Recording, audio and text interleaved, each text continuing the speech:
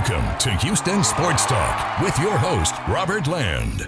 Thanks for checking into the best Houston sports podcast, part of the National BLeav Network, presented by FanDuel. And I got a little bonus content for you in this one.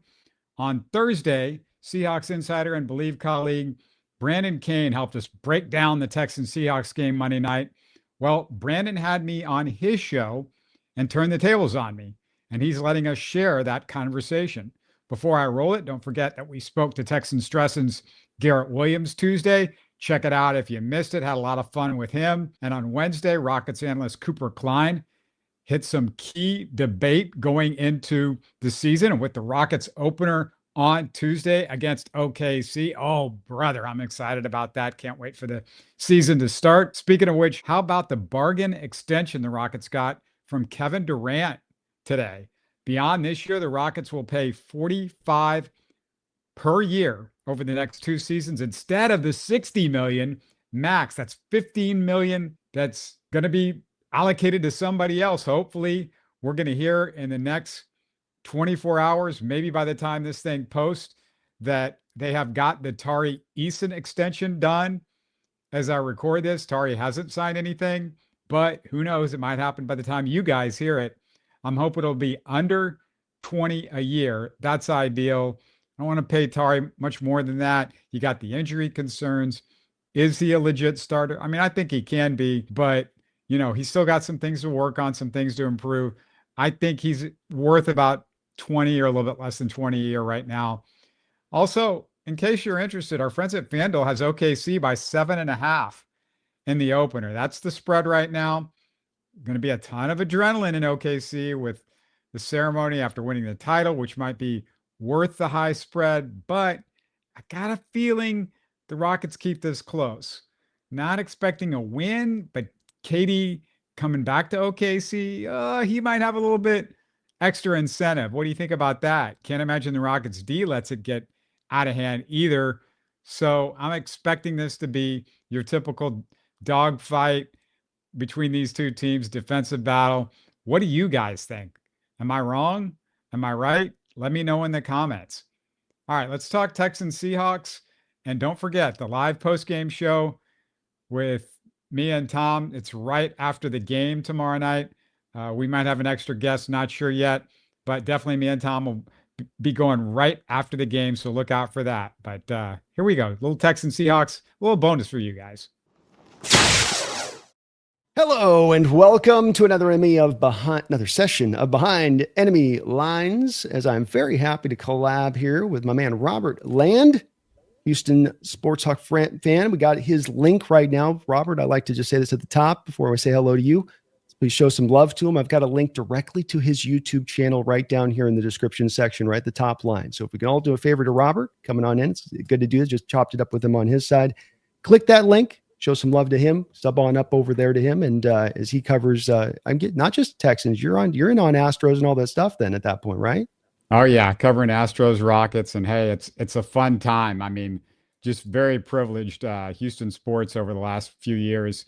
As somebody that's a long time, I grew up in Houston in the 70s and 80s, so I've lived through a lot. This has been a real golden era, not just with the three big sports, but even Houston Cougars basketball has turned into quite a dynasty too, and we talk about them occasionally as well. But yeah, it's been fun, and I know the people in Seattle might not appreciate the Astros as much, but it's been a hell of a ride, and just real proud of what they've done for the first time. Not being in the playoffs in about 9 years is amazing. It is. It sure must be fun to have so many different sports to cover too. We lost the Sonics, and you feel that hole when that time of year comes along. You're like, what's on? There's hockey, I guess. We got the hockey, but hey, at least the Astro Mariner rivalry is going strong, man. That thing looks like it's cooked up for now in the future, and it's not calming down anytime soon. Yeah, you and I were talking offline.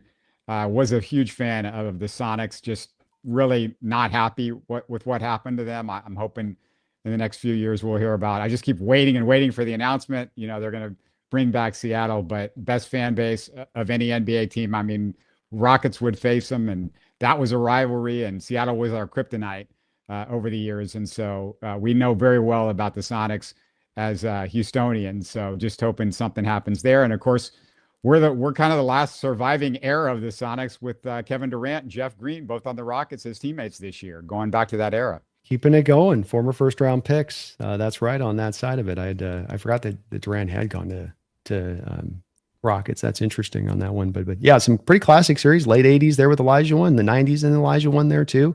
I think we had it going back and forth on that. There were some good battles in on that. We are talking today, Robert, though, about your Texans franchise. And I think as we get into this matchup, it's one thing, but it's also a little bit of let's get into the sort of the state of where your franchise finds itself a little bit here.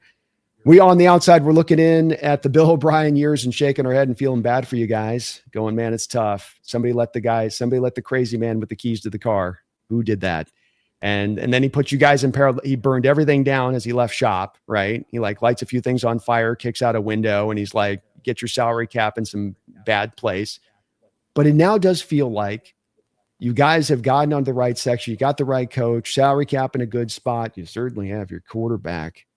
You got to be feeling really good about the state of this franchise and where things are headed, don't you?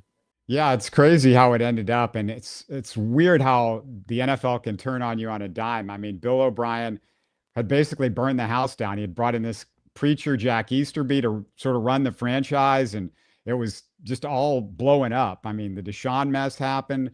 I mean, that was a mess on both sides. And then Easterby basically ends up being the impetus finally for getting Bill O'Brien out. And, in a way, do we have to thank him? I don't know. But, he turned it into a disaster. And then they sort of land on their feet with the hiring of D'Amico and the drafting of Stroud. And it was just like over one offseason, D'Amico and Stroud. And it was like the whole fan base was getting strangled. And all of a sudden you got air again. I mean, think about this, Brandon. The Texans had like a 20 or 30,000 season ticket holder waiting list or something like that prior to the disaster at the end of the O'Brien era. And then everybody at the end, they were calling up people. Hey, we got these openings, because people were just giving up their season tickets, and people were saying, oh, I don't want them now. I don't care. And Cal McNair, who had taken over as owner from his dad, Bob, was offering pizzas and stuff like that to get people to come to games, at that point. I mean, it was nuts. And it was like, you used to just have to beg to get tickets to the Texans. I mean, it was, it's Houston, Texas. This is football. I mean, how has this happened? But that's how bad it was. And then all of a sudden, D'Amico and Stroud came, and just positive ray of light type of people. And it's a totally different atmosphere here. And Houston has got big expectations this year, and luckily they've turned it around. We can get into it, but seems like they're back a little bit on track the last couple of games. Certainly, even the national perspective coming into this optimism, where you would definitely have a few of the pundits out there that like to have them as kind of the sexy pick for a Super Bowl team to pair there from the AFC this year. So not only is it that you guys are feeling good about it, but that's also, I think, where a lot of the national perspective sees this team. You brought up CJ Stroud, who was a guy that I loved coming out of college. I put a blue chip grade, which I only put a couple of those out every year across the board. That was a part of a deep quarterback class. I thought he was the best of the group. And he certainly had a great first year. Last year was a little bit of a downturn, but maybe not his fault. Where are you at on the perspective of CJ from your standpoint on how you see him and where he's at in his career? Yeah, one thing you learn about quarterbacks over the years, and you're seeing it with Sam Darnold, we see it with Baker Mayfield. You learn that you have to sort of let it play out a little bit. And CJ Stroud, the first 3 games of this year, I'm starting to get a little worried, because it just kept trending down, and there were other factors involved for sure. But you have to be honest with yourself. CJ was part of the problem. I mean, there were times where he was holding onto the ball too long. People talk about the sacks and the protection. Some of that's his fault. There was partly him to blame on some of that stuff going back to last year as well. But the key was, and if you're outside of Houston, you might not know the full story, but they fired their OC and offensive line coach at the end of last year. And it was all the fan base's feeling that those 2 guys needed to go. It didn't look good. I mean, Bobby Slowick, it looked good the first year, but he was somebody that just was not adjusting well, either in game or game to game. There was other issues as we were watching this play out. The offensive line coach, there was talk after he was gone that this was a guy that almost retired the year before, and it looked like somebody that was disinterested was controlling our offensive line last year because guys were not. A lot of it was just communication issues. There were guys that had talent issues, but the communication, guys just not communicating on stunts and things like that. That was a lot of the problem. If you really get down to some of those sacks, it was stunts, and it wasn't just the offensive line. And the offensive line took a lot of the blame. Like I said, Stroud was part of the problem, but the running back, tight end, the protection schemes, the guys that they had blocking in those protection schemes, there was all sorts of issues. So this offensive line took, the players took a lot of the heat, where I think this was partly the coaching, and it's been night and day with the new offensive line coach specifically. He's doing a hell of a job. Cole Popovich, for people in Seattle, you might not know his name. He was an assistant with the Texans last year, but he worked in New England for a while under Scarnecchia, who's a legend in the business. And we wondered, like, oh, do we have somebody now that knows what he's doing? Because, apparently he wasn't telling anybody to do the right things last year. But sometimes, this, if anybody out there that's, got their own job, sometimes you got to do stuff that your boss is telling you and you don't agree with. And maybe that was going on, but the offensive line looks way better. The first 3 weeks, there was a little bit of an adjustment period, some stuff going on, but we're starting to see the offensive line really come together the last couple of weeks, averaging almost 150 yards and rushing the last 2 weeks. Very impressive, especially with the fact it's not necessarily you have a de facto star running back at the position either on that, carrying the water, so to speak. How has Chubb looked as a guy that's had a couple of multiple lower leg injuries back to college and in the pros? Has he bounced back? I mean, give me maybe a kind of percentage you see as far as his percentage of what he was when he was in Cleveland at times, playing like a top 3 running back in the sport, depending on the year you might look at. He's not the guy from Cleveland. I don't know if that guy's coming back, but we're seeing some progress from week to week. It's an injury that takes time to heal. Will he continue to improve as the season goes along? That should be interesting. I don't think we're going to get the old Chubb back, but this is somebody that can at least fall forward and get you 3 or 4 yards. And sometimes that's all you need. And that's what they weren't getting much outside of from anybody but Joe Mixon last year. And that was a concern with Joe Mixon. I mean, that was a huge storyline, as you can imagine, because Joe Mixon was incredible behind a bad offensive line last year. And it's like, oh no, we're going into this season. And it's maybe a washed up Nick Chubb and some other guys that we just can't depend on. But Chubb's starting to show stuff. The story has been, though, Bobby Marks, the 3rd round pick. He looks really good, can do multiple things, pass catcher, pass blocker. He's playing more and more. He wasn't playing as much as the fans wanted to see him. The first couple of weeks, there were guys out there that, just literally should not have been out there, and took a lot of criticism from the fan base and the media. It was like, why are these guys playing instead of a guy that you drafted in the 3rd round or Nick Chubb? So that's a story here as well, as I think Bobby Marks has started to show something. The numbers weren't huge last week as far as the rushing attack, but it's just, he's giving you stuff in the pass game that, that the Texans haven't gotten in the last few years out of a running back. And one of the keys that we talked on your last show on this matchup is how we defend our running backs out of the backfield as pass catchers. Did better last week, but have had some games this year that have been a bit of a struggle on that. And a place that I would estimate that your Texans are probably going to target us in this game and make a bit of a point of emphasis in how you look to go at us. Yeah, Nick Chubb also, he's a guy that can catch the ball out of the backfield.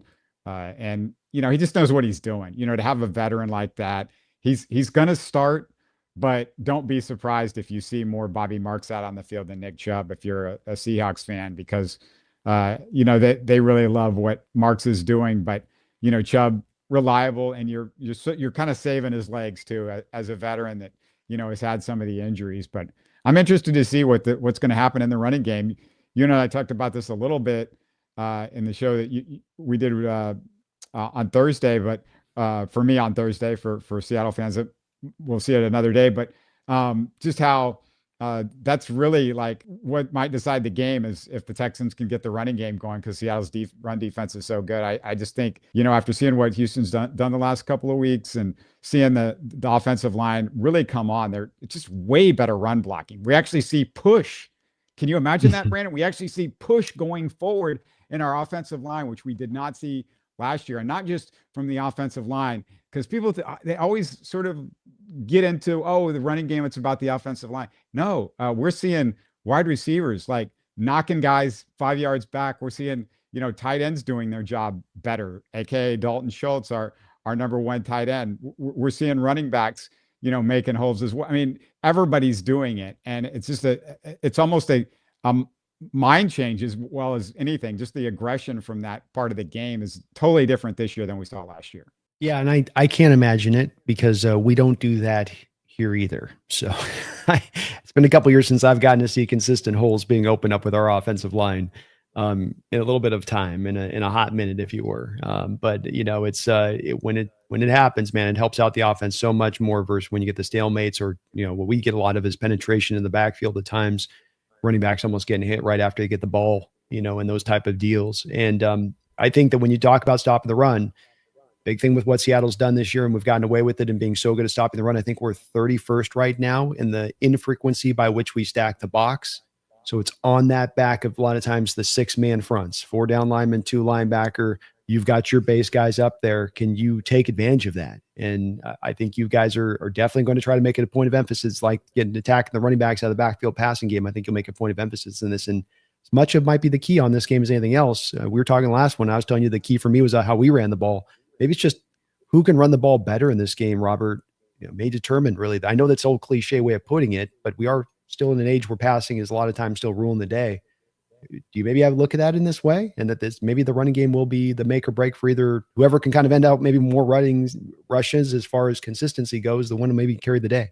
Yeah, no, I feel like that's going to play a big part. I mean, it sounds cliche, but it's what happens up front a lot of times. And, you guys rely quite a bit on the play actions, and to make the play action work, you got to have a little bit ability to run the football. The Texans' only bad game this year against the run. It was very strange. I don't know what the plan was, but everybody saw it because it was on Monday Night Football, unfortunately. But Tampa just gashed the Texans, and for some reason, the Texans were playing their guy, the D line out wide. It was like these huge splits, and they were just almost allowing these big holes to be opened up. And Tampa's running back, a little bit underrated. I know he's banged up right now, but he was very good. So I got to give him credit. But a lot of it was just the Texans linebackers at the second level, and it just felt like the game plan wasn't that good. Otherwise, the Texans throughout D'Amico's tenure, their run defense has been really solid, really not more than solid. They've been very good. Yeah, I think it's those gaps you talk about. It's sort of the modernization of these defensive lines, where it's the sort of the morphing of the 3 to the 3-4 and the 4-3. So you take your 2 inside defensive tackles and you have a 1 tech and a 3 tech, and then you have the outside linebackers like you would in a 3-4 defense. But then oftentimes you're leaving this natural gap between the edge rushers and the defensive tackle, especially to the one tech who's kind of shaded between the center and the right guard, like they're shaded in there. So there's this natural gap there where that linebacker's got to fill. They've got to be able to 2-gap and control either direction on it. And it's like a lot you're asking of your defensive line and linebackers to kind of pull that off versus the old school days when you had more of a lesser space to have to cover in order to make sure you're keeping yourself clean in the running game, especially outside zone, which really stretches you and widens you out. In addition to this, it can make it tough. One of the things that you'll see with the Texans is D'Amico, he puts a lot of emphasis on, linebackers making plays as well, because he's sending 4, and those 4 guys are basically, hey, you go forward, do what you do. And so some of it's on the linebackers, but Will Anderson, who should be considered a little bit at this point in defensive player of the year, at least in the conversation. I'm not saying he is, but quietly having a fantastic year. And I think a lot of what the Texans are doing on defense gets missed because they're number 1 in points allowed, 12 points per game. And it's a pretty decent margin between them and number 2. And here's the other thing that I think you got to look at with the Texans defense. And again, I'll help you because I don't think this is something that other fan bases would understand. In the offseason, the Texans traded their bust first-round pick offensive lineman Kenyon Green to the Eagles for C.J. Gardner-Johnson. Now, Gardner-Johnson won the championship with the Eagles, a ton of interceptions, but the Texans found out that Gardner Johnson wasn't exactly accountable for stuff. And there was word that got out after they released him following the first 3 games. And, this was a bombshell that you weren't expecting this. He was supposed to really help the secondary. There were 3 touchdowns in the first 3 games that Gardner Johnson, it was sort of leaked that it was a blown assignment from him. And those games were 1-score games. I mean, we're talking about the Texans are 0-3, or maybe the Texans are 3-0, or at least 2-1 if Gardner Johnson isn't the safety. And MJ Stewart comes in, backup. He's been a backup with the Texans for a while. And you're just not seeing those type of busts. It just seems like everything's a little bit more solid on the back end. I mean, you would look and you would go, oh, was it this guy? And we start blaming guys that had played really well last year. And then you find out, no, they weren't the one that was supposed to have that responsibility. That was Gardner Johnson. And Gardner Johnson was like, mad at one of the players on the Texans' salary, supposedly. He was not taking accountability. He was going out. I mean, he just everything that could go wrong in a locker room happened. And then, he goes over to the Ravens. And this week, the Ravens had him on the practice squad and they just, outright let him go. That's how much Gardner Johnson's career has slipped, because he was a key guy for that Eagles Super Bowl. And, he had a couple of really good years in Philadelphia. He did. Also a guy that seems like every other place, though, that he goes to doesn't, I think he was the Lions before, he doesn't last too long in any spot with that, to your point on the accountability function of this.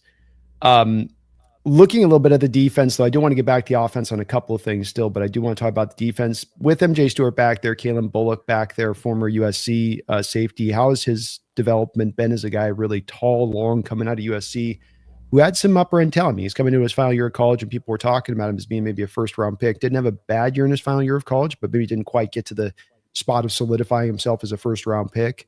How has been his development? Bullock looked like a steal last year. This year, it's been hard to tell because he was the guy that was with the Gardner Johnson issues. And we're like, wait a second, Cain Bullock looks like he's playing real bad all of a sudden. What's going on? And so I'm going to be interested to see what happens going forward. He was getting some interceptions last year. That hasn't happened yet this season, but I want to see how this plays out a little bit with him. Right now, we don't know, but the Texans defense been great. So it's hard to really point too many fingers out there at anybody in particular. I mean, that's really, if you want to really narrow it down for the Texans as to what makes their defense great, just there's not a lot of guys that you can point at and go, God, I wish we had somebody better right there, or he is a problem. The linebackers are solid. The defensive line, you have 2 elite pass rushers, you got 2 elite cornerbacks, and you got pretty solid safety. I mean, the only thing that Texans fans really are concerned about maybe is depth in the secondary. There's not a lot there. Jimmy Ward is trying to come back from injury, the veteran, but he's always banged up. So that might be something they look for a backup maybe at the trade deadline or something like that. But that's one of the things that makes this defense so good is I don't know who you pick on. I don't know where you go. Like you're Seattle, I don't know which guy you want to go after. There's not, you were talking on my show about Jalen Petrie. He's quietly this really, really solid player that's improved drastically over his seasons with the Texans. I mean, the jump that he made, and especially when D'Amico came in, he made this huge jump from his rookie year to his second year with D'Amico. And we've seen him, just is not just what he does on the field, but, they love his leadership.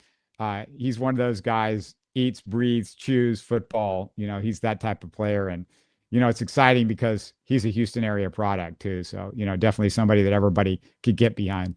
Fell in love with his tape out at Baylor, and he was a guy that it's understandable for why he takes a little bit of time to develop, because he was kind of more in that rover role in Baylor. Is he a linebacker? Is he a slot? Is he going to play a little safety? Yes, from Baylor's standpoint. So then that guy's not had as much refinement to one singular position coming out of college. Henceforth, you probably give that guy a little bit more time when you start to lock him into kind of the position they do right now, is that sort of super slot in this defense. And what a big feather in your cap when you can trust especially with all these 12 personnels, to be able to trust to stay in nickel in those situations. A lot of defense across this league, Robbers, I'm watching tape, are going more into base in those situations, taking the nickel off the field, bringing a linebacker out there.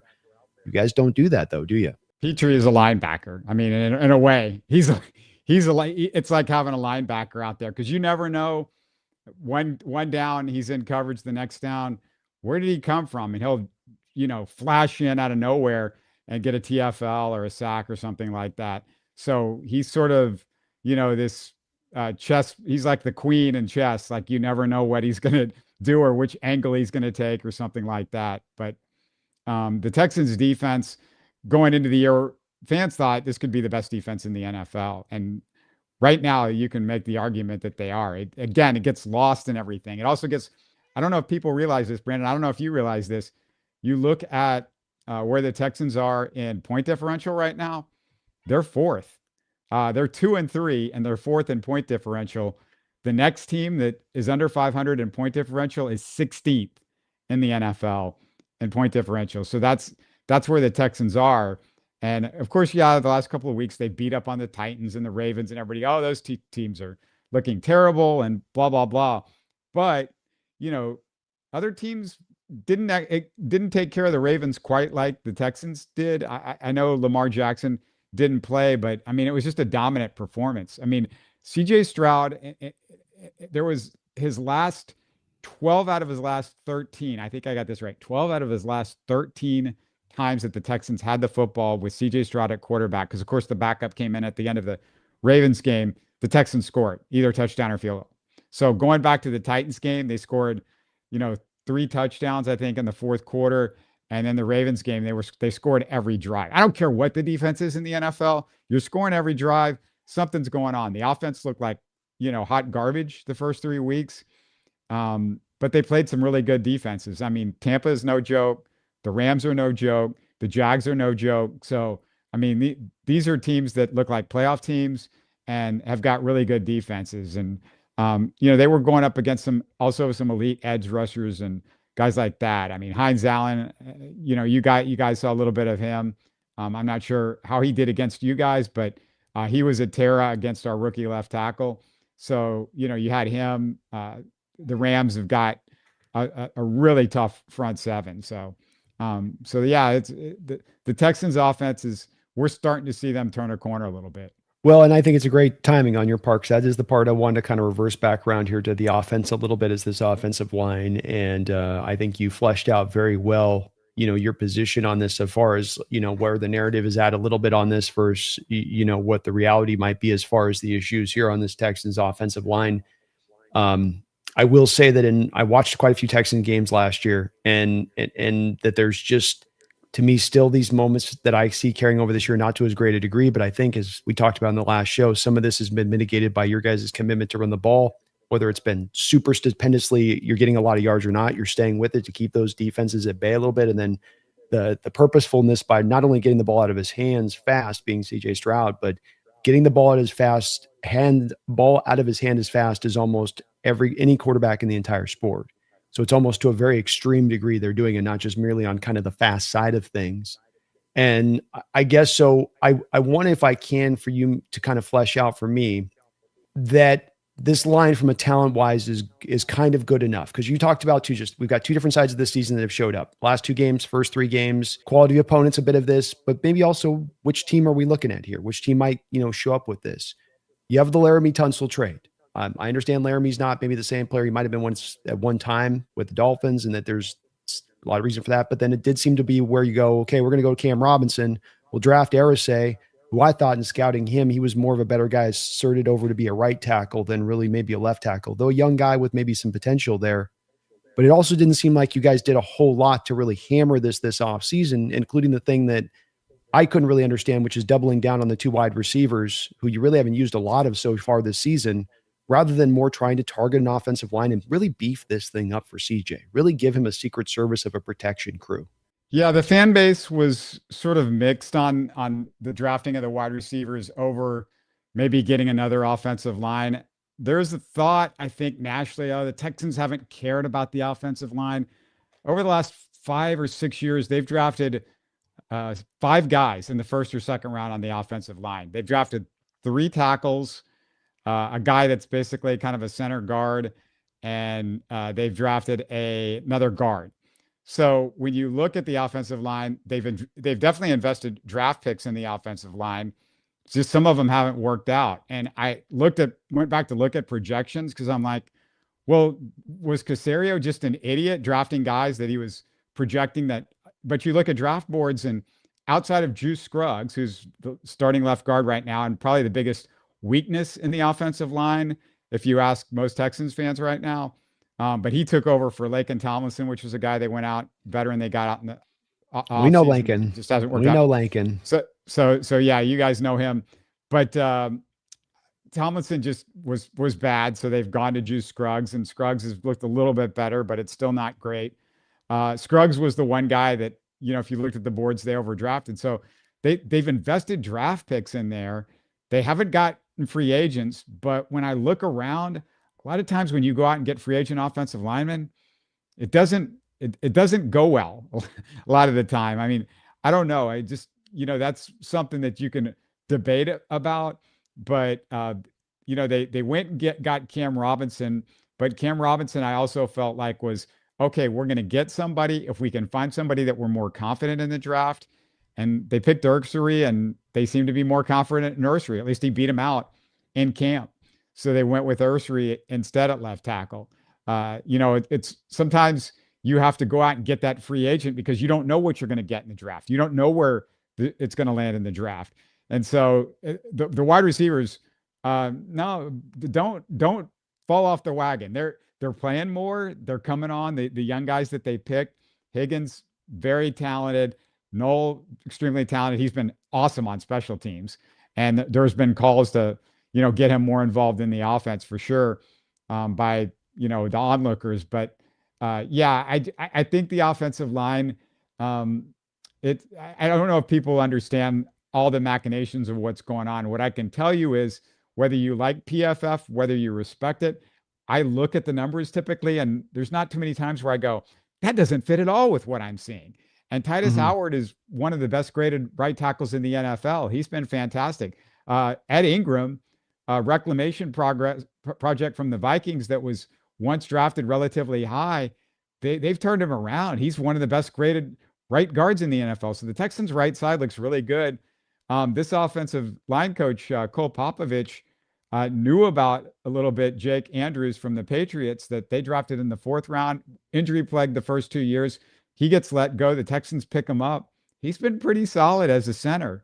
So, it's the left side, I would say that's what to watch, the left side and what happens over there. Ursery got worked by Josh Hines Allen in the Jaguars game, and they didn't give him enough help, to what I thought he would need over there. Speed rushers, I think, might be his weakness. And then, what Juice Scruggs does against you guys is going to be a pretty big deal at left guard. If there's a way to attack the Texans, that's it. But, it's a complete package. One thing also, talked about it on my show this week, Brandon, CJ Stroud got rid of the ball in 2.57 seconds, I want to say, on average in the Jags game, or in the last game against the Ravens. That's the best of his career.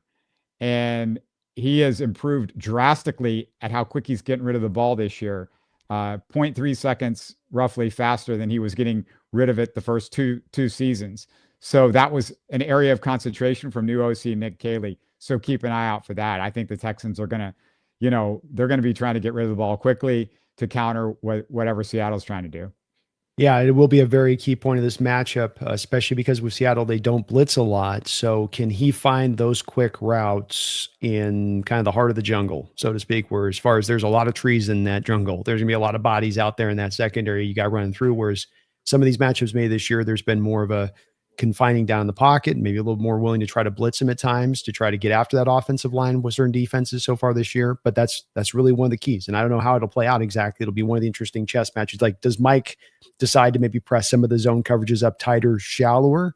and then risk a Nico Collins having the top, being able to take the defense off if you're going to squeeze those down for the quick short routes. Because if you're getting the ball out in 2.5 seconds, you're not usually throwing the 9 route. You're not putting a post route usually down the field. It's probably going to be on the shorter side as a throw goes. So it will. Which way do you anticipate from a DC side, knowing walking in that they are going to make that the point of emphasis for them? The guy that you might look out for, because he's been really good this year, catching big first down passes from CJ, is Dalton Schultz, the tight end. Last year, he had some injuries. He didn't make many of them public, and then he talked a little bit about them in camp. I'll trust him that there was some things that was going on with him from a physical side last year, and we see a different guy this year, both in the pass game and in his blocking. He just looks night and day difference, in my opinion. I mean, I don't know if every Texan, he's kind of been a whipping boy a little bit, because the expectation for him has been high, and they just didn't feel like the effort was there, blocking wise last year at times. But that's somebody that I would definitely look for, because I think every single game he's caught at least 3 balls. And it seems like this year, when you need that first down in a big situation, that's who Stroud wants to go to is Dalton Schultz. So, him and Nico will be that's the safety blankets for him. And, potentially Woody Marks out of the backfield as well, the rookie running back. Well, it's been my take with Dalton too, is he is more H-backy than he's more inline, right? He's a little bit more like, that's why you had Cade Stover in there, is theoretically you wanted to run the 12 and I know he's on IR, but then Cade could be your hammer and the run blocker, and then you could have the mismatch weapon, kind of like we try to do with Elijah Arroyo, where Arroyo's our H-back rather than our inline tight end. Sort of a similar thing there with Dalton. Is that wrong, or is Dalton more of an inline guy? Well, the issue with Bobby Slowick last year was that guy was used way too much as a blocker. They were putting him inside, bringing guys in. He couldn't block anybody. I'm like, get him outside, let him take somebody out of the equation. We have a hard enough time when you're not bringing all these different guys in the box, and Dalton can't block anybody. So, that was an issue. And you mentioned Stover. I mean, that's somebody we thought they were going to miss, because, he's a much better blocker and he's got real potential. So yeah, you make a great point there. He's not somebody that is an H-back, and luckily they're using him more, in the passing game this year than they were last year, I think. And they're putting him outside. It's just, that's where he needs to be. I mean, the Texans aren't going to have success if he's, right up close to the line of scrimmage. Fans have got to be fair with that kind of player too. Look, we did this here with Jimmy Graham. Jimmy Graham was playing 70% of the times out as a slot wide receiver with New Orleans. What did we do? We brought him in here and turned him into an inline tight end and asked him to block at a heavy amount of time. And it's like, look, they are tight end sized bodies, and they are technically tight ends. They are, and they can do some tight end stuff. But there's a difference with those inline guys who get their butt in the dirt in there and they take on a defensive end and they can control them. And there's guys in the league that can do that tight end position, and other guys that can't, but that's okay, because you want that mismatch guy like Dalton can be as a guy in space working against, a linebacker who can't run, or a safety that doesn't have enough size. That's where he can really get after you, and that's where he makes his money to me. But again, he hasn't been a guy for me that I've studied, deeply on. So it's kind of more of a guess than anything else. Yeah, Dalton had a huge block against the Ravens last game for the Texans, and so that was something even noticed by the broadcast crew. I'm like, oh, they noticed a Dalton Schultz block. That's a big deal. Dalton getting some love for his blocking. So that definitely good to see. And I do, for the record, I do like Jaden Higgins and Jalen Noel. It's not a representation of those being bad picks for your guys. I think that those are going to be good players long term. You got 2 teammates, so they're going to work together with great chemistry into the future, having already a couple of years at the back when you're working option routes or reads or whatnot. It was just, and I make the same problem with my Hawk team. So I'm consistent about this, Robert, because we did the same kind of cutesy stuff where it's just like, look, if you've hammered it before a lot, and that those guys were widely considered this, but they didn't turn into that, you keep hammering it until you get it right. Because your most important asset is this quarterback. Your most important asset to getting you to the Super Bowl in the future will be this quarterback and him remaining upright. And I look over at a team in Cincinnati and Joe Burrow who just didn't have anything prepared before the guy got in there. They're just like, let's just go get the guy. And I mean, your Texans kind of did the same. Can't blame them. This is the way the NFL goes at times, which is like, do you have the preparations in place? The hell with that. Do we have the right coach? The hell with that. Do we have the right offensive coordinator? The hell with that. Just go get the guy. That's fine. But then you need to to be really putting the rush bush at the front here to get this guy that protection in front to make sure you're really keeping him clean. Burrow tears his ACL the first year, has been hammered every single year that he's there with Cincinnati, including the Super Bowl year. And then once again, this year gets broken very early on. And I hope your Texans team don't head down that same route. It's good they're getting it. And I know Ed Ingram, like you said, and Howard were giving you some at least good performance. What happened if those guys hadn't stepped forward, though, and surprised you by this performance and what this line would be right now, right, Robert? Because it was like a bit of a risk to that was going to be the way that this played out with those two guys being so far in a manageable place. But on the Texans in the future on this, into this next offseason, it's not cutesy time. It's meat and potatoes time. Am I off my rocker on this, or do you see it a similar way? I do, but also at the same time, I just, what I've seen from Cole Popovich as an offensive line coach means something. Let me just take everybody back. David Carr was the first player that the Texans drafted, quarterback. And if everybody remembers, that guy was absolutely demolished, killed. I mean, he was a piñata back there. The offensive line was a joke for years. They drafted guys, but it just, it wasn't working. They couldn't do anything. And there's a guy named Alex Gibbs, one of the best offensive line coaches, comes in and just, it's night and day. He turns everything around. Offensive line coaches in this league matter way more than I think fans understand. You look at Skarnecki and what he did in New England. You look at what's going on in Philadelphia. I mean, these teams that have offensive line coaches, it's not a coincidence that they tend to be very, very good if they have a very good offensive line coach. And so, it's about chemistry. It's about, having this way of, getting guys to work together and a style, and this is how we're going to do things. And I can tell that that's what Popovich is doing. Do you need some talent? Absolutely. I mean, going back to the Oilers, I remember, they would go to the playoffs every year. Who did they have? Bruce Matthews and Mike Munchak, two Hall of Fame guys that they drafted high in the first round. So, it's great to do that, but also offensive line coaches matter. Look, Ursary, you're going to see a rookie left tackle. I don't know if he's going to look real good against Seattle.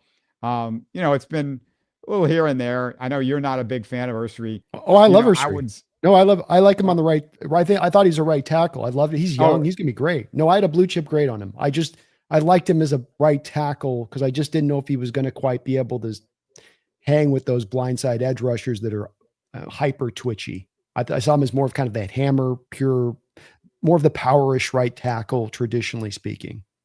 I'm going to take you back to a guy, Dwayne Brown. His rookie year, it was not good. Seattle fans remember Dwayne Brown. The Texans fans were worried, extremely worried after year one. And then they coached him and they got him up to speed. And I with Ursary, I feel like, this kid's background, he's been through a lot. I mean, his family, what he's gone through, having to deal with like moving from home to home. And, that there was all sorts of stuff that was going on with him as a kid. And the kid, he works hard. If he can figure it out, he's going to figure it out. Because, this is somebody that's been through hell and back in his life and through a lot of adversity. So, I've got confidence in him. But yeah, I want to stress this because I know it's a national thing of like, oh, the Texans offensive line, it's a joke and they're not giving Stroud. There were multiple things. It's an offensive coordinator issue. It was an offensive line coach issue. It was running backs and tight ends that didn't know what they were doing. Stroud was holding on to the ball. A lot of times he'll go back to pass, and instead of like moving up in the pocket, and when guys are coming from the outside, he would move back and take a 15-yard sack instead of moving up, giving himself maybe an extra half a second, or not taking 15-yard sacks. So yeah, there is a lot going on, and these last 2 weeks, it's hard to tell. This is going to be a real litmus test for the Texans in this game. You guys are our first. We have a schedule right now coming up. Were these last two games for real? It's the Ravens and the Titans. They stink. Nobody gives any credit to the Texans for these two. Now we're going to find out. We're going to find out where the Texans really are. Indeed. And I think with Ursay, just to double back one more time on that, I do think that even if he doesn't quite light the world on fire as left tackle, he'll be an outstanding right tackle as like a 4. He's a really young guy too to add on top of this. You talk about having a guy with room for growth. It's those guys that come in the league at 21. You got to have a real good imagination with them, because given that time, they get that extra couple of years, and you're going to really have that top-notch player versus the bit of the older prospect that comes out as kind of more of the finished product. There's not a lot more baking left in that particular cake. So I think Irsay is going to be great for you. It was the look-see on this one, I think, that locked this in, is you already had the Texans looking as they looked last year, which all the points you raised are completely valid, and I can understand it. It's then getting into the offseason, you're moving Tunsil, your left tackle, for a very moderate amount of returns, and then you're going to Cam Robinson on that other side of it. And then it's like, Cam was awful for the Vikings last year when he fell in, really. I mean, you turn on the tape with him and he's getting Sam killed back there. And you're going, you guys looked at this on paper and said, this is this, and it's worked, and they made it work. But it was just one of those moments where you went, how does the math on this exactly, Texans, Tunsil was needed to be a leader in that offensive line room as a Pro Bowl type talent. They didn't like how he was leading. He was not leading very well. He was also a penalty machine. He led the NFL in penalties last year with like 16 or 17 as an offensive lineman. I think he might have led the entire NFL. I know he led the offensive line. And we're talking about killer drive penalties. Like when you have 16 or 17 penalties and your offense is struggling, that's usually the end of your drive. A holding penalty, an illegal procedure penalty. And there was, early in the year, he was jumping over and over again, claiming he didn't understand some, a new rule they were implementing or whatever. Oh, the butt rule. And this was not just last year. This had been going on.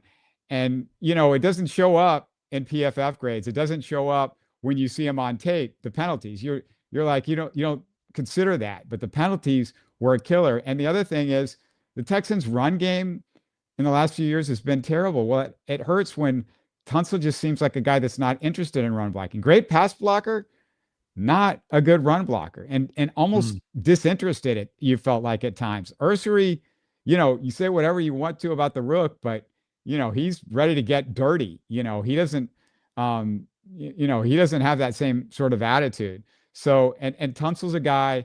The other thing is, I mean, there's other considerations that fans outside of Houston might not get. Every year he wants a new contract, and that gets old. Like I want to be the best played offensive lineman in the NFL again next. And at some point, because Caserio was just like, yeah, we don't need to do this we don't need to go through that every single year. And it wasn't like he was an all pro. He was a Pro Bowler some years he wasn't. He's definitely one of the best left tackles, but this is not a guy that was a definite future Hall of Fame left tackle. He's a very good left tackle, but there are things that he's not good at. Penalties and run blocking were an issue without question. And with all the young offensive linemen that they've had, you just needed some better leadership from the guy that you needed to be the leader there.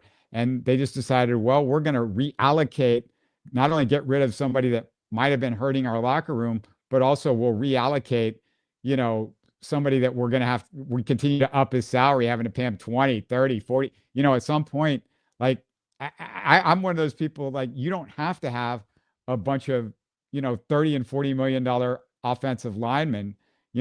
That's really not where you want to put the money into a good football team. No, I am a big guy on, you draft him and you hammer him in the draft, and you commit when you have your quarterback, when you have the guy, like you got the guy, you commit to getting that line right. But I agree with you. The pathway's not in free agency or just spending a ton of money every which way of blues. I would say it's more to the drafting being the onus and building it up right, and getting the chemistry and continuity factor built into that, which helps out the performance as a whole. And it's just really making that a point of emphasis when you have that QB to me, because you can figure out the receiver position to me. You can figure out running back position to me a little bit when you've got the quarterback that's this good, where you got a guy that can elevate his supporting cast. And I think that CJ he's got protection. He can be that guy that does support the cast. It's just one of my real, keys for him, where he has mobility. He's got an underrated amount of mobility in the pocket and move around a bit. Something he showed at Ohio State in that Georgia game, their final game there at the year, where he really got away from pressure that whole game, showing you he had it. After the whole year, he's so clean in the pocket. But he showed you that whole last year in Ohio State too. When you give him those clean pockets, you give him that time to sit back there and start throwing darts, he's going to light a defense up. So it's just one of those places I probably get a little too obsessed with on that, Robert, but it's one of those places I wonder about them if they can put that together for him in the long term. Not as much of even in the immediacy now, but just long term with CJ. I don't know what you think about this, but the Texans start off 0-3. I mean, just offensively, they didn't look like they were really gelling. The chemistry was there. I get so frustrated that teams don't want to play guys in the preseason. And this Mm. is a chance to really gain chemistry. Everybody's so worried about injuries, but do injuries matter when you're giving away 2 or 3 games early in the season because you haven't developed offensive line chemistry or you haven't developed chemistry? I mean, I don't get that. I don't understand it. You could say, well, we're doing stuff in practice all the time and they're working, but you working in a game situation on an NFL field where, there's bright lights and all of that stuff going on.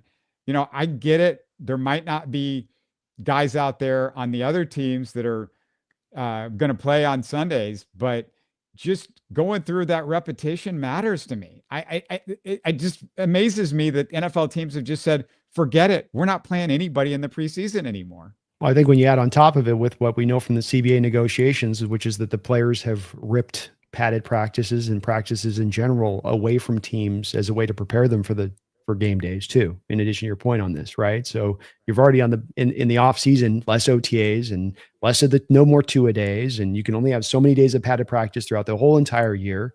All the more reason you think that you would need more of that time to be able to take advantage of those moments when you can have live fire and get out there and really get these guys tested and true. I'll reckon a guess on this with two things. And I'm not saying I agree with it. I'm with you on this, Robert, but I'm going to give you two guesses as two things as what I think are the big factors here. One is that you get sometimes these players doing a little bit too much in preseason. They're trying to earn a roster, earn a spot. Maybe they'll do something a little bit on the line with dirty wise. We had our guy Uchenna Nwosu got taken out last year on a dirty play in preseason when part of his opening snap counts. And you watch that as a coach and you go, do we really need to go? That just scares him away right there. And then this is the one I wonder about here with your Houston team who has the high aspirations. And then maybe there's a little bit of a look-see on this as well of trying to game the system in a way where you're peaking at that right end part of the year, whereas you're getting into the playoffs. Now you're playing at your best football, as opposed to I get them properly up and ready to roll. And I've got them hard lined and we in a tense training camp and we ran fully hard. And then maybe by like week 8 or 9, you're kind of having the team sort of start to like lose a little bit of the gas out of the tank there at that point. And they're not able to play at their best because they've been worn down a little bit. Yeah, I don't know. I mean, to me, it's just getting guys. I'm not as worried about them playing like 100%, 120% hard. I just want them to get into that rhythm and to know, okay, we're in a preseason game. Okay, where is this guy coming from? Let's work on our communication between the left tackle and the left guard, the center, and whether it's stunts. And I know they don't run a ton of stunts in the preseason, but I mean, just getting in some sort of chemistry with your other offense. I mean, this matters more to the offensive line. Chemistry is the most important thing on a team, I think. I mean, offensive line is such a big deal. Nobody wants to talk about it unless stuff is going wrong. But yeah, that chemistry and just getting that repetition, that one after the other. I'm not saying, they got to be going like playing as hard as it's the Super Bowl in, preseason game 2. But I mean, can they play more than a series or two? Is that possible in the entire preseason or, more than a series or two in the second preseason game, basically the last sort of dress rehearsal, you would call it, because we know the third preseason game at this point is meaningless. It is. And again, I'm with you on this. I think that your points are all very salient ones. And especially when you're rebuilding an offensive line like you guys were this year, all the more reason you got to get those extra snaps in there to get that cohesion and chemistry and continuity. Call it my 3 C's for offensive line. It only comes about with time and reps. You can't really microwave it with just the great coaching. It needs that time to kind of have it really develop through. So I'm with you on it. It does kind of throw me off a little bit. These coaches are just so injury fearful at every turn. It seems like that's really the main driver, I think, at the forefront of all this. Let me get a quick sponsor shout out here. It's a good time right now. I want to thank the sponsor of this show, which is going to be Sleeper. Sorry, I got to put my thing here. Get this right. So I got Sleeper. Let's see if my man Robert here likes my picks. Of course, I can't get this thing to work right today, but that's okay. So I went on my 3 picks here today. I'm going to get your call on the final one here. But we went with CJ Stroud at more than 15.5 yards rushing. You like that one? Little just a couple scrambles, he gets it. Yeah, he made the decision late last year that he was going to maybe run with a little bit more purpose. I'm trying to remember who got in his head. It might have been, it was one of the vets last year thought he needed to run the ball more. And since the end of last year, he's running the ball more. He had a big one against the Ravens. Was it 40? I think it might have been his longest rushing attempt, it was 40 something yards, almost got in the end zone, longest of his career. So why not? Yeah, go ahead, and that sounds good. Let's go with that. I'm going to go under on the Jack Charbonnet. I think you guys are going to get a steady dose of Walker, and Sharps has had a harder time this year in finding some holes. So I think there's going to be a little bit more. We're going to try to throw a little bit more to even. And I think Walker's going to get a little more of the carries here in this one. And then I was going to have you make the call on the Woody Marks. You brought him up earlier. So we've got him at 26.5 yards rushing. We can take the over or under on that. Which way you going? I would say the over. I mean, it's tough because you guys have such a great run defense, but that doesn't seem like a lot of yards to me. And they didn't use him a ton in the rushing game against the Ravens, so maybe they might use him a little bit more. It's not something that I would be super confident in. Let me put it that way. I'll say the over, but I'm not confident. All right. So he's going to go the over, not confident, but you can 10.36x your money on that kind of bet. Go lay that down with Sleeper today, the #1 sports app that is in the game. They've got 100% match right now. When you use my code NEST on the Sleeper app for the first time, they'll match you up to $100 of your first deposit. So 100% up to $100. That's $100 from me to you. Sponsor the show at the same time. They've also got a little what we call freebie pick into the mix here. And what I mean by a freebie pick is you can get a $20 additional kicker in on this one just by creating a login. So $120 from me to you to the best sports app there is in the game. Get in your daily fantasy, mix and match baseball, football, basketball on the horizon. Go out there, win yourself some money. If not fantasy, get in the over the unders like I'm setting up here and go out there, earn some bucks, use your football knowledge, baseball knowledge to your benefit with the postseason rolling and going along. And thank you to Sleeper for sponsoring the show. It's very much appreciated. And thanks for helping me out on the picks there. Robert, I do thank you for that. And again, folks, if you can for me, we got a link here to Robert's YouTube channel here right at the top of the description section below. So if you can show us some love here, coming in for an hour of his time out here, give him some love back on his end, sub up. It's free to you to do so. It doesn't cost you anything. He's covering all Houston sports. You can stay locked in and knowing what's going on right now with Houston sports by subbing up today with Robert. And I really thank you again for doing this. A couple final things. We don't play a lot out here, Robert. And last time we played, you didn't have this guy. Can you speak to the Hawk fans a little bit about how good Nico Collins is? I would say he's top 3 in the NFL. Just love Nico Collins. I mean, he does everything. Every type of route. Definitely can beat you deep. I can't even remember him dropping a pass. I don't even remember it in his career yet. I'm sure he's had to drop at least one, but I have no memory of it. The only thing that slowed him down so far in his career is just, every year it seems like there's an injury that knocks him out for a few games.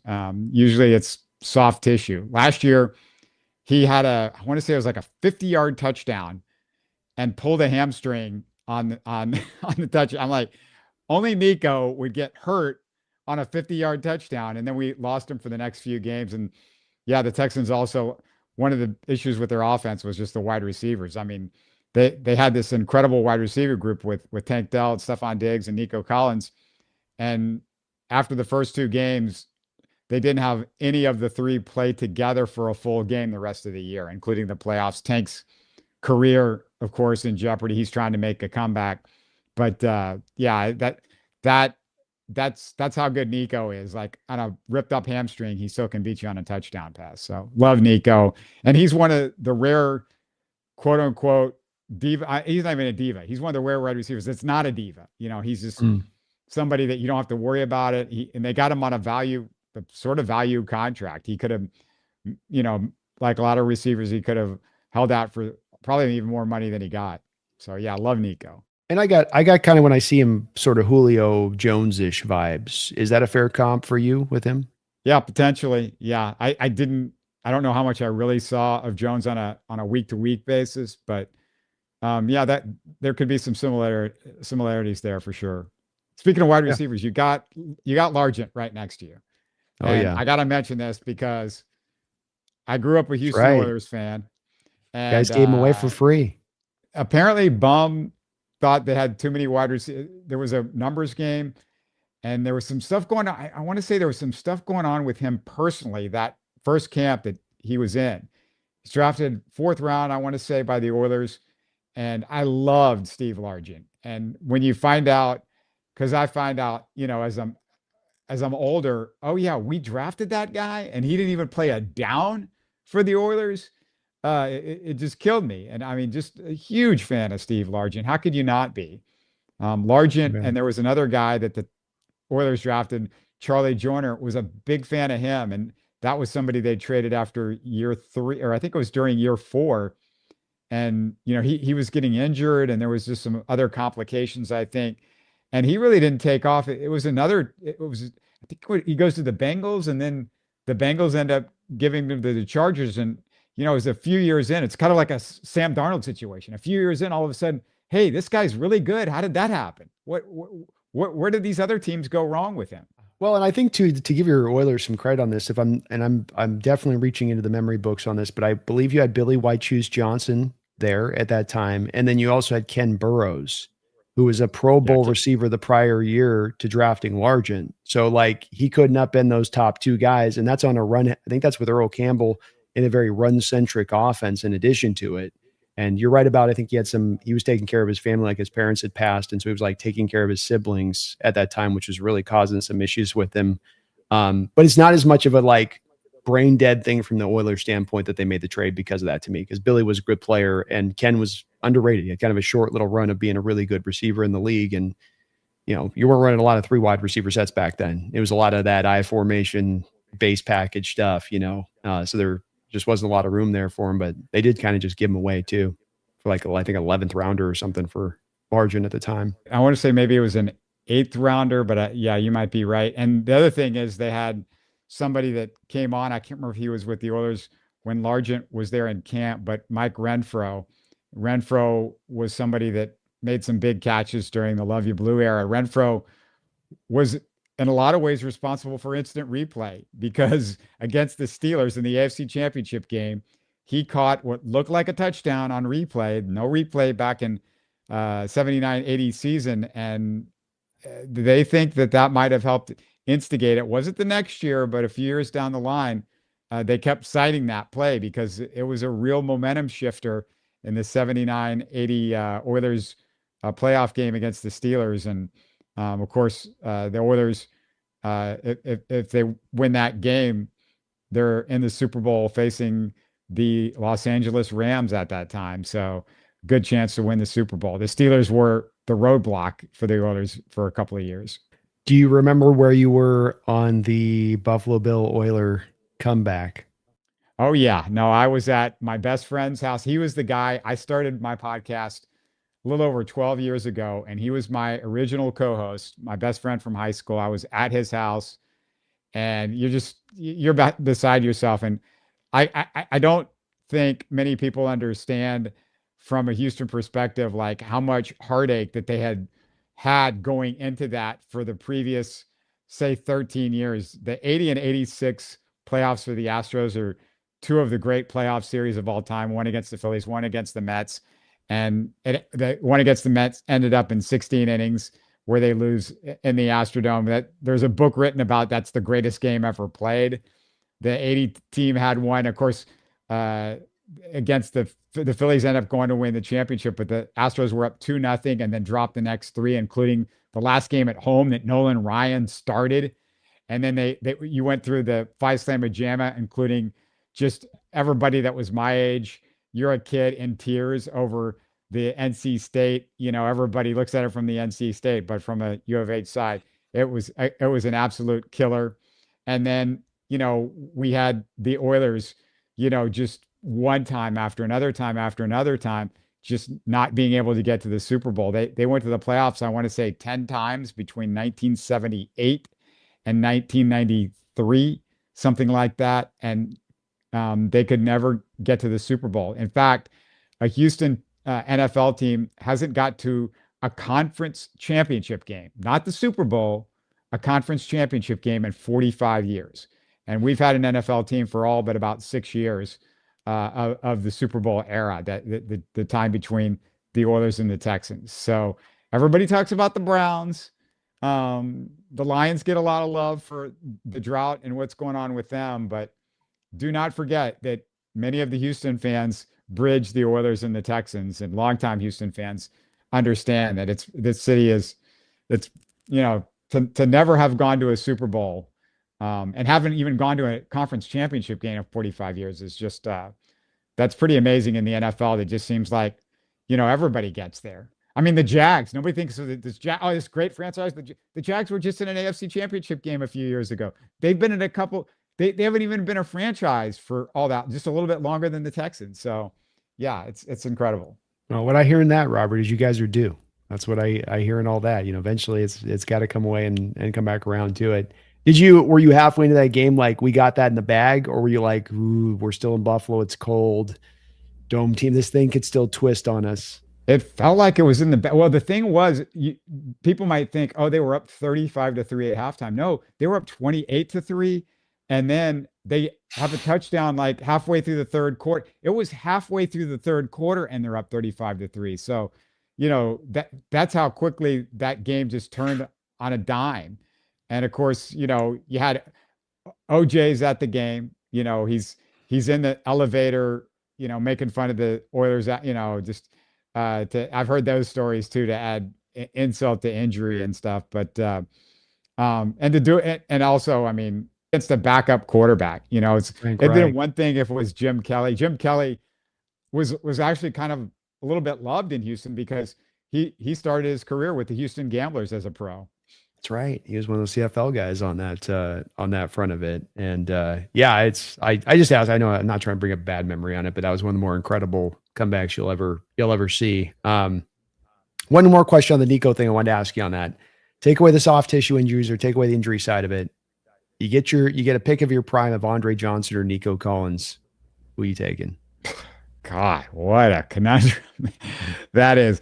The thing about Andre is he never had a good quarterback. He never had anybody close to it. I mean, Matt Schaub was his best quarterback, guys. Matt Schaub could not throw the ball, 10 yards, 50 yards practically. I mean, he had no arm. It's amazing. I mean, people do not understand how good Andre Johnson was, considering what he had with the Texans over those years, the numbers that he put up. And I mean, just it's unbelievable. And the thing about it is nobody really knows about him because he was that one wide receiver that just didn't like to talk, didn't showboat, didn't do anything. I mean, the moment of his career that people like maybe know Andre for doing anything outlandish was when he was beating the hell out of Cortland Finnegan. I mean, that's the one thing. But, Andre didn't whine, didn't cry about it. He could have done all this sort of stuff.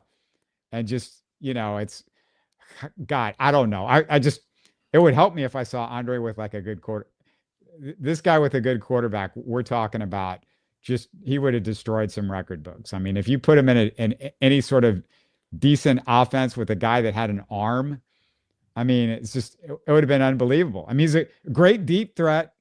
Who was going to throw it to him? They had nobody to throw deep to him. So I didn't hear an answer on that. Am I getting Andre if I'm gleaming off your answer there? I can't let you sit on the fence on this one, Robert. Oh, brother.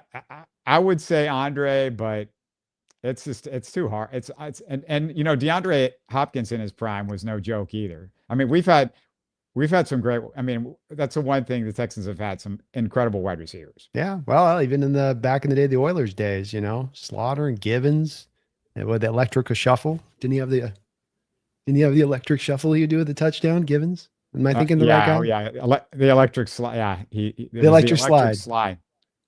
Is that Yeah, right? Givens was fun, and they basically were the precursor in a lot of ways. I mean, you can debate some different teams, but they were a precursor in a lot of ways to more the modern offense because they were doing Mhm. the run and shoot and the four wide and a lot of what you see that became sort of commonplace. I mean, it's not quite as much as it seems like it was a few years ago, but I mean, they Yeah. really changed the game in a lot of ways with those guys. Haywood Jeffries was maybe the most talented guy of that era. Givens, pretty small guy. Jeffries, big, tough, made the tough catches and stuff like that. But that group of wide receivers with Warren Moon, the early 90s group was really, really incredible. And how was tough was Warren with that run and shoot because that was not a heavy pass protecting setup. You went four wide a lot of the time, and that kept that lighter offensive line. So he had to stand tall in the pocket, especially if they brought a blitz with a free rusher and just, and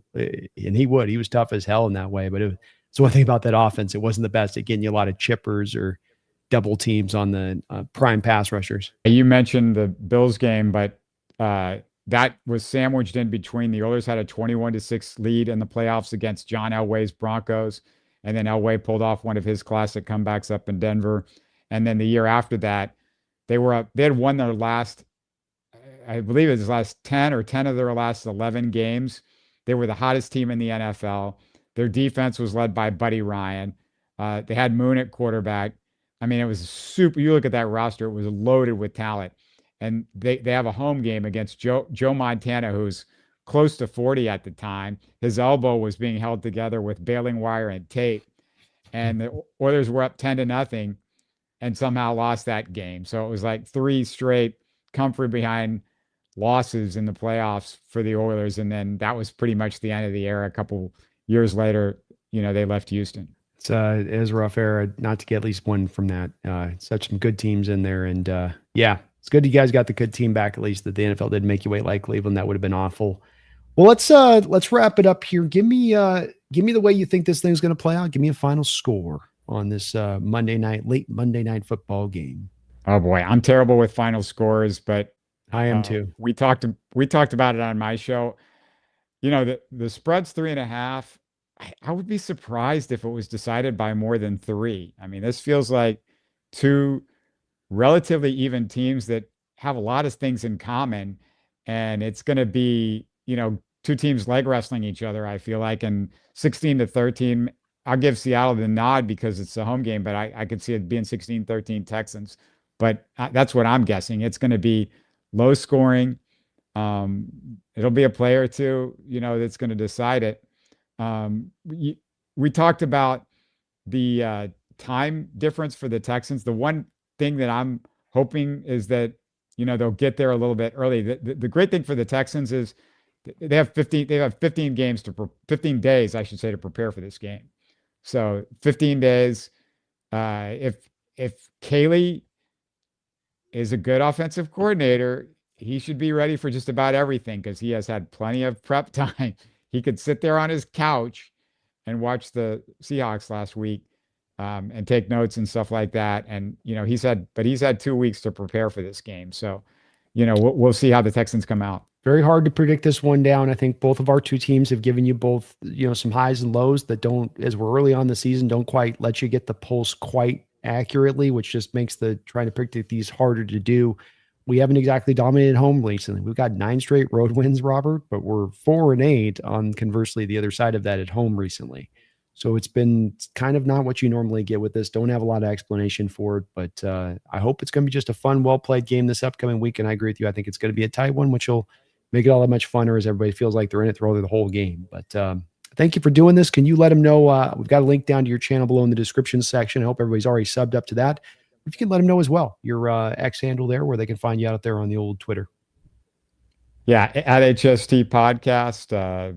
Ask me questions there. My messages are open, so you can send me something if you want to. And, also Houston Sports Talk, it's on YouTube as well, and Spotify, Apple, all the places you get your podcast. But it's been a joyride for me. Like I said, I just started the 13th year for the show 350 plus guests over 1,600 episodes. I'm starting to lose track, but it's been quite a ride. We are I always say we are the longest running independent Houston sports podcast, especially on a weekly basis.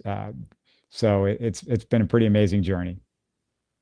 It's a great job that we have being able to do this, man. I think it's one of the best jobs you can be able to go out there and do. So it's such an honor to be able to do it and to chop it up with folks like yourself that are so well acquainted with your team. Nobody knows it better. Nobody knows what's going on better than folks like yourself covering the team like you do.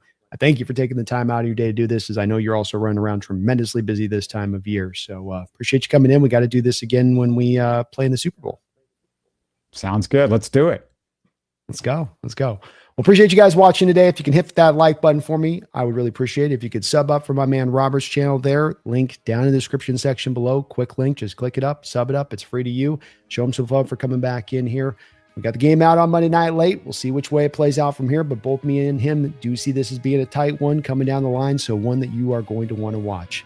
We will be back soon here, very soon at that, but until next time, please do not forget, don't you ever forget, go Hawks. You're listening to Houston Sports Talk.